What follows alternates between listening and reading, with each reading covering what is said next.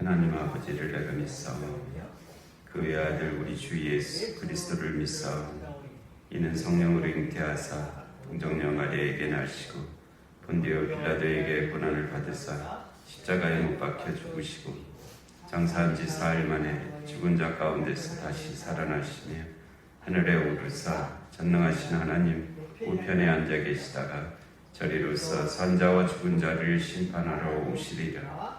성령을 믿사오며 거룩한 공예와 성도가 서로 교통하는 것과 죄를 사하여 주시는 것과 몸이 다시 사는 것과 영원히 사는 것을 믿사옵나이다. 아멘.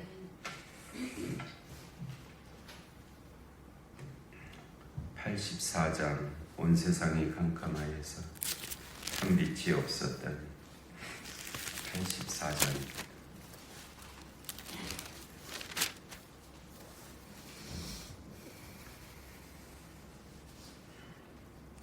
온 세상이 캄캄하여서 참 빛이 없었더니 그 빛나는 영광 나타나 온 세상 빛이었네. 영광의 주 영광의 주 밝은 빛 내게 비추었네. 영광의 주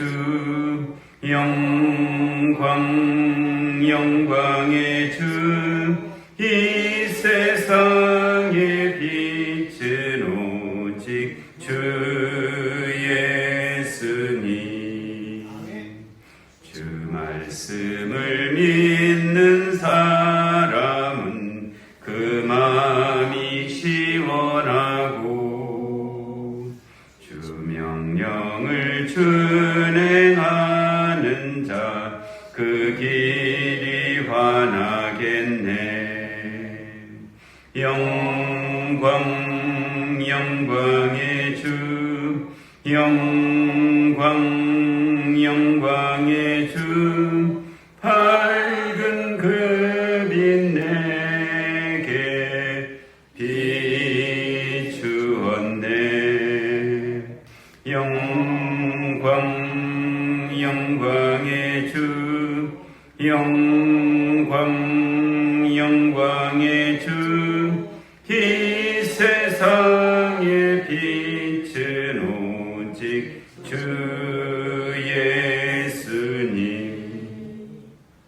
죄 가운데 사는 사람은 그 눈이 어두워도 그 죄악을 씻는 날에는 그 눈이 밝아지네.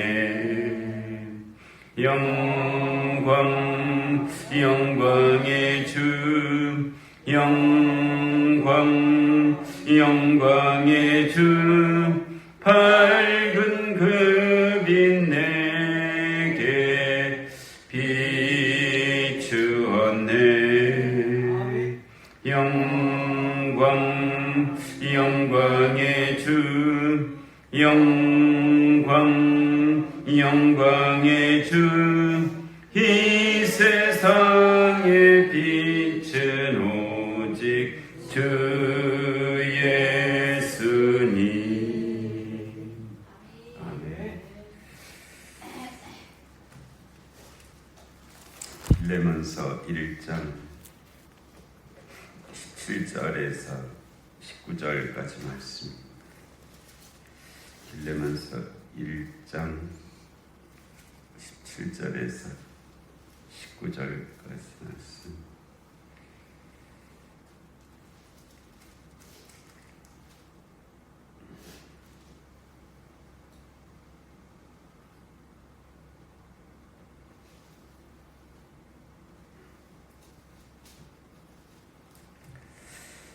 다 같이 봉독하시겠습니다. 그러므로 네가 나를 동역자로 알진대 그를 영접하기를 내게 하듯하고 그가 만일 내게 불의를 하였거나 내게 빚진 것이 있으면 그것을 내 앞으로 계산하라. 나 바울이 친필로 쓰노니 내가 갚으려니와 내가 이외에 내 자신이 내게 빚진 것은 내가 말하지 아니하노라. 아멘.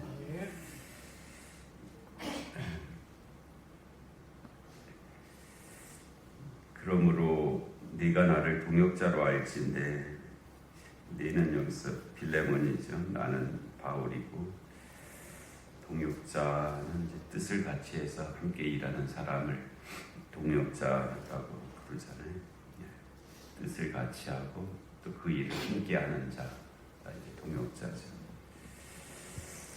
그를 영접하기를 내게 하라. 그래서 그는 이제 오네시모를 위한 그 부탁을 지금 계속해 나가면서 그를 영접하기를 내게 하듯 해달라. 이렇게 마치 이 오네시모가 바울인 것처럼 그렇게 빌레몬에게 빌레몬이 바울을 영접하듯이 그렇게 오네시모를 영접해달라 하는 그런 말씀인데, 굉장히 좀 어렵기는 어렵죠, 그렇죠? 왜냐하면 지금 아마도 빌레몬이 오네시모에게 잘해줬겠죠. 왜냐하면은 그 빌레몬을 칭찬했잖아요. 당신이 하나님께 대한 믿음과 성경에 대한 사랑을 내가 안다. 빌레몬이 그런 사람이었는데 비록 노예였지만은 오네시모에게 특별히 잘못하지는 않았을 거예요. 적어도 특별히 잘못하지는 않았을 터인데, 그 오네시모가 어떤 연고이든지 우리가 다 이유를 다 알 수 있는 것은 아니잖아요. 어떤 연고이든지 그가 만일 내게 불의를 하였거나 내게 빚진 것이 있으면, 이렇게 표현한 걸로 봐서 거기에 해당할 수도 있을 것 같아요. 오네시모가 빌레몬에게 불의, 합당하지 않은, 의롭다고 하는 것이 뭐냐면 주고받는 것이 잘 되는 게 의로운 겁니다. 무슨 현실의 삶에서 떠나서 아주 고상한 어떤 영역에 속한 것이 아니고요. 주고받는 것이 잘 되는 것이 그게 의로운 거예요. 줄 걸 주고 받을 걸 받을 수 있으면 그 의로운 관계인 거예요. 근데 내가 줄 거는 안 주고 받을 거는 더 많이 받으려고 하면 그게 불의한 거죠. 그래서 우리도 마음을 쓸 때 꼭 물질이 오가는 것만이 아니라 마음을 쓸 때도 줄 거는 주고 받을 건 받을 수 있게 그런 관계를 맺고 살아가는 사람이 의로운 관계에 해당합니다. 그렇기 때문에 그가 만일 내게 불의를 하였거나로 보았을 때 그런 일이 있었을 가능성이 많죠. 또 내게 빚진 것이 있으면, 그래서 무슨 물질을, 재물을 훔쳐서 도망갔을 가능성도 있어요. 사람이 도망가려면 뭐라도 있어야 그거 갖고 가잖아요. 그렇기 때문에 물 훔쳐서 갔을 수도 있고, 또 이제 도망간 것 자체가 이제 노예이기 때문에 그게 빚이죠. 왜냐면 그 집에 물건이었는데, 소유물이었는데 가서 그의 빈자리가 생기면 그만큼 뭐 일이 안 되니까 그게 빚이죠. 빚진 것이 있으면 이제 그렇게 하는 것으로 봐서 이제 그럴 가능성도 있기 때문에 그런 오네시모, 근데 이제 그냥 일반적인 주인과 노예의 관계였어도 그런데 빌레몬이 그래도 잘 대해줬었다면 기대가 더 있었던 거잖아요. 사람은 기대가 없으면 실망도 없는데 서로 기대하는 관계였겠죠. 빌레몬이 오네시모에 대한 잘해준 것도 있었지만 그렇기 때문에 이제 기대하는 바가 있었겠죠. 그런데 그 기대하는 바를 배신하고 그렇게 갔으니까 그 빌레몬에 대한 그 오네시모에 대한 빌레몬의 섭섭함 또는 그 이상의 감정이 이제 당연히 있었을 것입니다. 그래서 그런 상황인데 네가 나를 동역자로 알진대 그를 영접하기를 내게 하듯 해달라 하는 말은 그래서 빌레몬에게 어쩌면 조금 아주 어려운 그런 말이었을 것입니다. 그를 영접하기를 내게 하듯 하라. 마태복음 25장에서 양과 염소의 비유가 있잖아요. 예수님께서 친히 하신 말씀인데 그 양과 염소의 비유에서 양의 편에 설 자와 염소의 편에 설 자, 여기서 양은 이제 긍정적인 의미의 개념이고요. 염소는 부정적인 의미의 개념인데 그 양의 편에 선 자들에게 칭찬을 하시죠. 그리고 염소의 편에 선 자에게 책망을 하십니다. 근데 그 칭찬의 이유가 뭐냐면 내가 줄일 때 내가 먹을 것을 줬다라고 말해요. 또 내가 목마랐을 때 네가 마실 것을 주었다. 내가 나그네 되었을 때 나를 영접해 주었다. 그리고 내가 옷이 없었을 때, 헐벗었을 때 입을 옷을 주었다. 그리고 내가 병들었을 때, 옥에 갇혔을 때 나를 찾아봐 주었다. 이것이 예수님께서 그 양의 편의 선자에 대한 칭찬이었습니다. 그리고 반대로 염소의 편의 선자에 대한 책망도 마찬가지죠. 내가 줄였을 때 너희가 먹을 것도 주지 않았고, 내가 목말랐을 때 너희가 마실 것도 주지 않았고, 내가 나그네 되었을 때 너희가 나를 영접해 주지 않았고, 또 내가 헐벗었을 때 너희가 나에게 옷을 주지 않았고, 내가 병들고 옥에 갇혔을 때 너희가 나를 찾아와 주지 않았다 라고 하는 것으로 책망을 하셔요. 그 양쪽 사람들이 다 이의를 제기하면 이의라기보다는 하여튼 질문을 하죠. 우리가 언제 그랬습니까? 우리가 언제 그랬습니까? 양의 편에 선 자들은 자기들이 언제 우리가 주님을 그렇게 대접했습니까? 환대했습니까? 찾아갔습니까? 라고 그렇게 말을 했을 때 예수님께서 하실 말씀은 작은 자 한 사람에게 한 것이고 내게 한 것이다 라고 그렇게 말씀하시죠.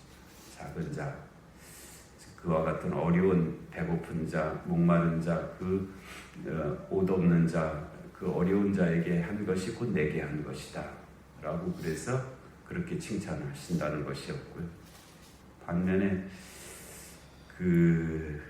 그렇게 하지 않은 자들, 우리가 언제 주님을 그렇게 박대하였습니까? 그런 적이 없습니다. 제 기억에는 주님을 그렇게 대한 적이 없습니다. 라고 그렇게 이제 항의를 하였는데, 그때 주님께서 하신 말씀도 작은 자 하나에게 하지 않은 것이 곧 내게 안 한 것이다. 라고 그렇게 말씀을 하시죠. 그래서 여기에서 그 말씀과 같은 말씀입니다.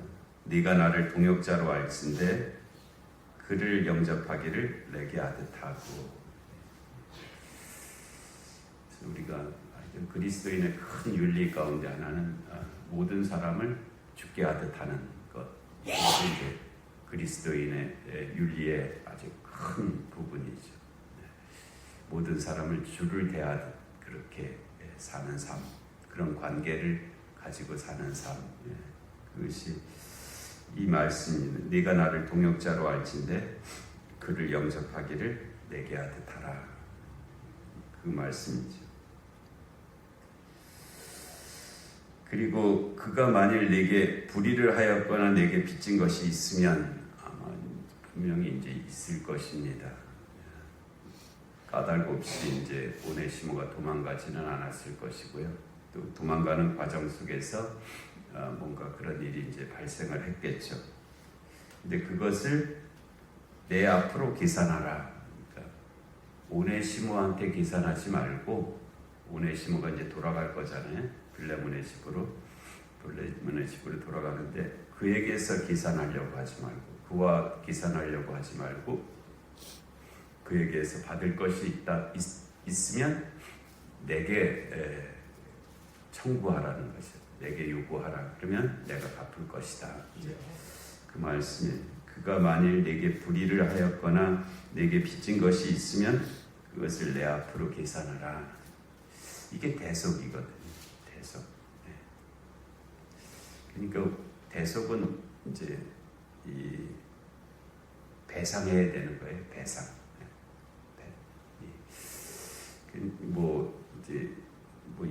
이 도자기를 깼다. 그러면 도자기 값을 물어내야 되는 거잖아요. 창문을 깼다. 그럼 창문 값을 물어내야 되는 거죠. 저희 어렸을 때 초등학교에 이제 운동장이 있고, 운동장에 연해서 이제 교실들이 쭉 있잖아요. 운동장에서 축구하다가 가끔 발생하는 일이 공을 찼는데 그게 그냥 교실 유리창을 쨍그랑하고 깨트리는 일이에요. 그러면 이제 큰일 나죠. 지금은 뭐 유리창 값이 그렇게 큰 거는 아니지만 그때는 그래도 꽤 되는 그런 거. 그럼 그 초등학생 아이가 그 유리창 값을 학교에다가 물어내야 되는데 그거 안 되잖아요.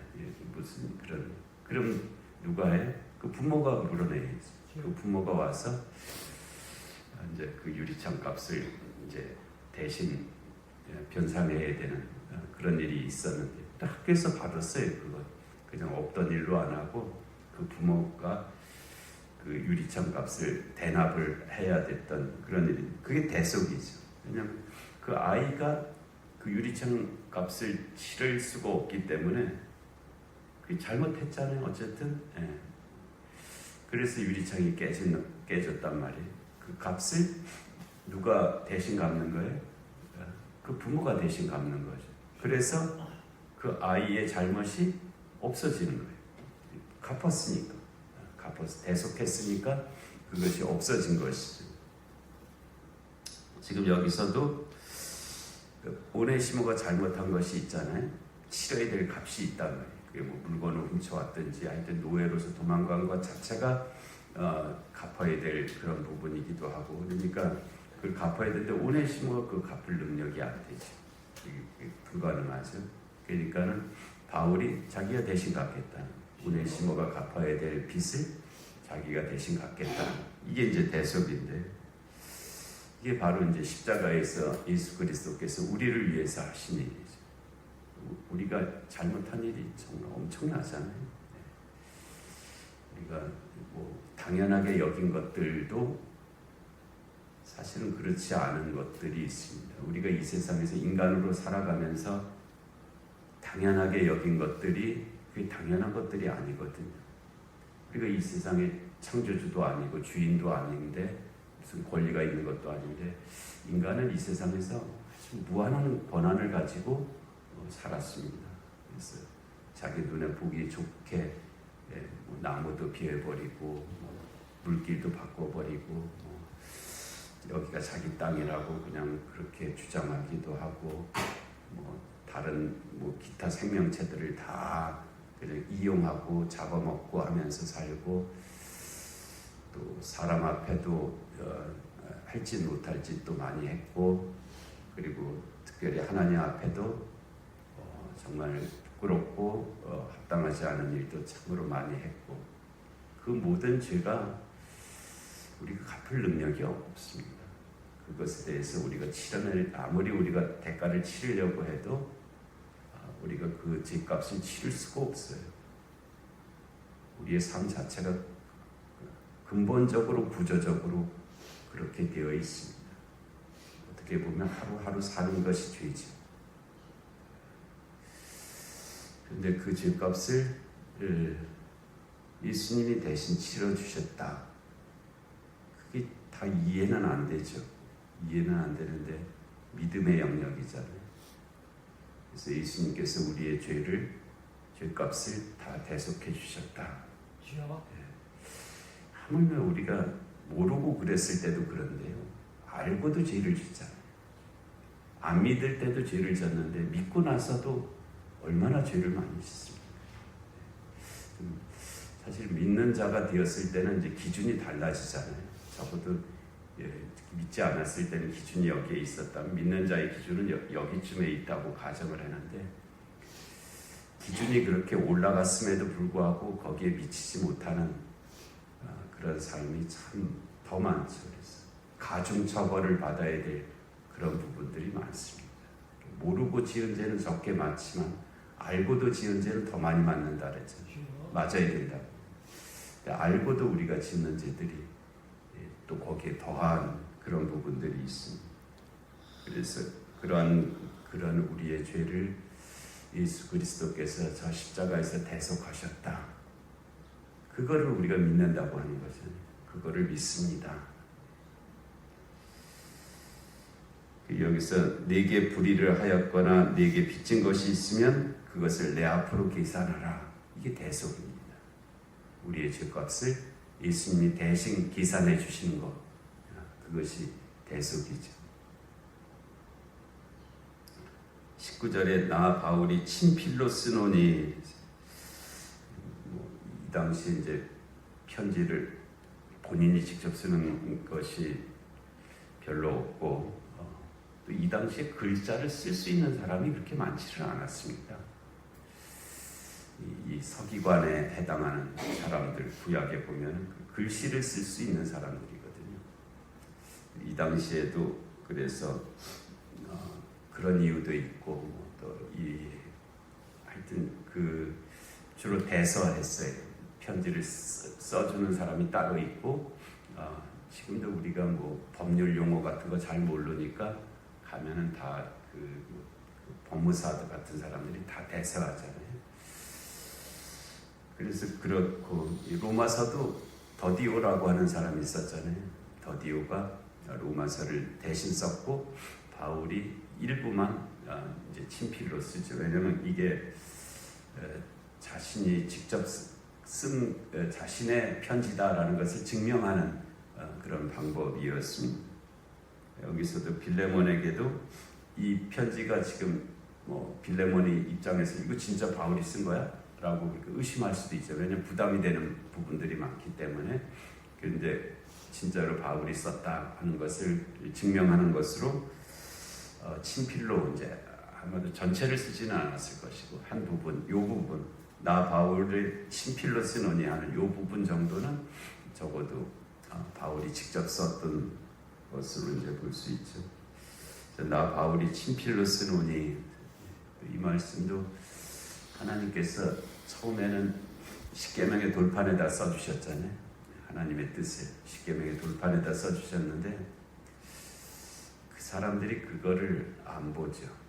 그 돌판을 보지를 않고 그 돌판의 말씀대로 살려고 하지 않고, 그러니까 이제는 너희 마음에다 써주시겠다.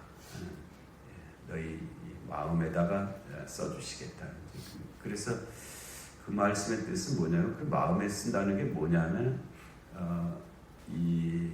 그거를 읽고 지킬 수 있게 해주시겠다는 그런 은혜의 약속이에요. 그거를 우리가 다 설명은 못하겠는데 돌판에다 써주니까 너네가 안 보고 안 지킨다는 거예요. 그래서 너희 마음에다 써주겠다는 거예요. 그래서 너희가 지킬 수 있도록 해주시겠다 하는 그 약속이거든요. 지킬 수 있도록 해주시겠다. 성령께서 우리 안에서 역사하시면 우리가 하잖아요.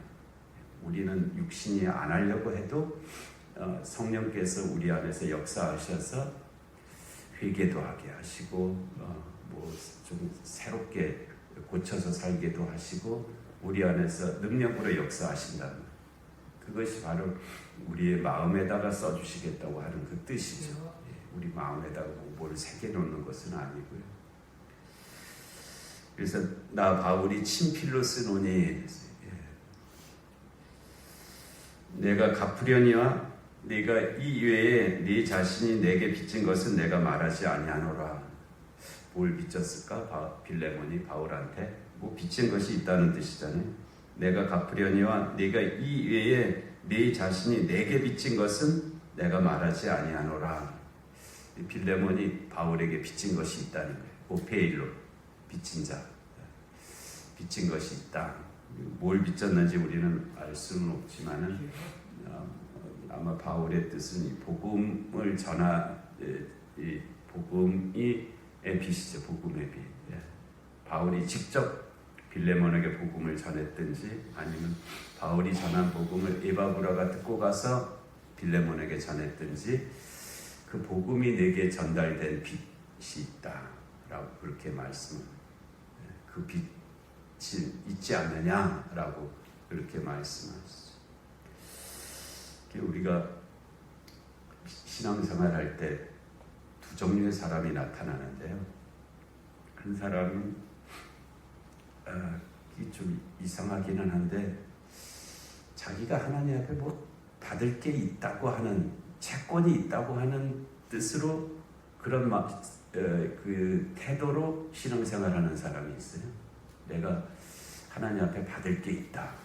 내가 뭐 봉사도 많이 했고 뭣도 하고 뭣도 해서 하나님이 나한테 빚졌다라고 그런 태도를 가지고 신앙생활하는 사람이 있어요. 교회에 대해서도 그렇게 이 교회가 나한테 빚졌다라고 그렇게 이제 여기면서 교회 생활하는 사람들이 있어요. 자기가 받을 게 있다는 거예요. 반면에 내가 하나님 앞에 참으로 많은 빚을 진 사람이다 라고 그렇게 여기면서 신앙생활하는 사람, 교회에 대해서도 내가 이 교회를 통해서 참으로 은혜를 받았고 그것이 내게 사랑의 빚이다 라고 그런 태도로 그렇게 살아간 신앙생활하는 사람이 있어요.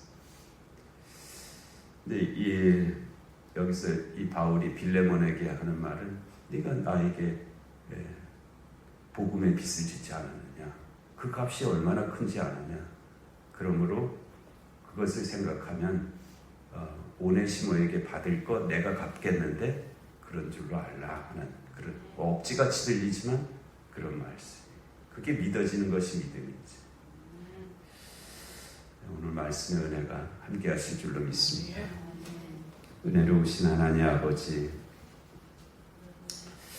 오늘 귀한 새벽을 저에게 허락하시고 하나님 주의 말씀을 듣게 하시니 하나님 참으로 감사합니다. 이 말씀이 들려지게 하시고 또 이 말씀이 뜻하는 바 가운데 저희들의 남은 생이 있게 하여 주시고 하나님 이와 같은 말씀의 역사가 우리 모두 믿는 자들 가운데 하나님 함께 하여 주시옵소서. 오늘 3일 밤 예배 가운데도 은혜를 내려 주옵시고 영육간의 공부하는 것들 가운데 주의 은총이 함께하여 주옵시고 이 나라의 민족 가운데 주님의 공의와 정의가 임하게 하여 주옵시고 전쟁과 기근과 질병과 재난의 땅들 가운데 주의 긍휼하심이 함께하여 주시옵소서. 이 새벽의 기도 가운데도 은혜 주시기를 간절히 사모하옵고 예수님의 이름으로 기도하옵나이다. 아멘. 기도하시겠습니다. 하늘에 계신 우리 아버지, 아버지의 이름을 거룩하게 하시며 아버지의 나라가 오게 하시며 아버지의 뜻이 하늘에서와 같이 땅에서도 이루어지게 하소서. 오늘 우리에게 일용할 양식을 주시고 우리가 우리에게 잘못한 사람을 용서하여 준 것 같이 우리 죄를 용서하여 주시고 우리를 시험에 빠지지 않게 하시고 악에서 구하소서. 나라와 권능과 영광이 영원히 아버지의 것입니다. 아멘.